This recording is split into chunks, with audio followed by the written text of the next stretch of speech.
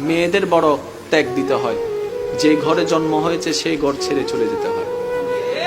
যেই উঠানে খেলে বড় হয়েছে সেই উঠানটাকে চিরতরে শেষ করে দিতে হয়। একটু ভালো করে দেখলে দেখা যায় মেয়েদের কিন্তু আসলে কোনো ঘরেই হয় না। বাবার কাছে থাকলে বাবার বাড়ি, স্বামীর কাছে থাকলে স্বামীর বাড়ি, ছেলের কাছে থাকলে ছেলের বাড়ি, নিজেদের আসলে কোনো বাড়ি হয় না। মা জাতি বড় অদ্ভুত। আমি মাঝে মধ্যে ভাবি, আল্লাহ যদি মা জাতিকে সবরের পাহাড় না দিতেন, পৃথিবীতে সংসার শব্দটা টিকতো না, পৃথিবীতে পরিবার শব্দটা টিকতো না। সবার কথা বাদ দেন, আপনি আপনার মার কথা পাবেন, দাদির কথা পাবেন, নানির কথা পাবেন। আমাদের মা, আমাদের দাদি, আমাদের নানি যে ত্যাগটা দিয়েছেন, যে সহ্যটা করেছেন, ওনারা যদি অধৈর্য হতেন আজকে কারো পরিবার কিন্তু ঠিক থাকতো না। সেজন্য আল্লাহ পাক তাদের অন্তরকে ধৈর্যের পাহাড় বানিয়ে দিয়েছেন। সুবহানাল্লাহ।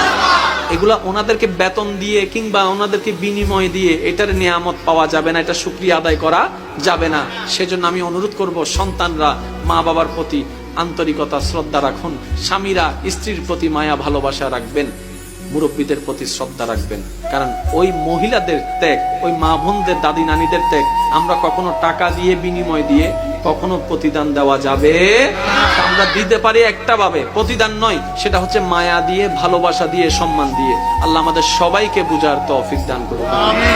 এবার ইমানদার ভাইরা একটু মনোযোগ দিবেন। কষ্ট হচ্ছে আপনাদের? সবকিছু কোরআনে, কোরআনটা আল্লাহ ফিট করে দিলেন নবীর অন্তরে।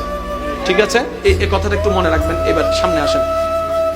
প্রথমে বিয়ে দিবেন কাকে? বড়জন, তারপরে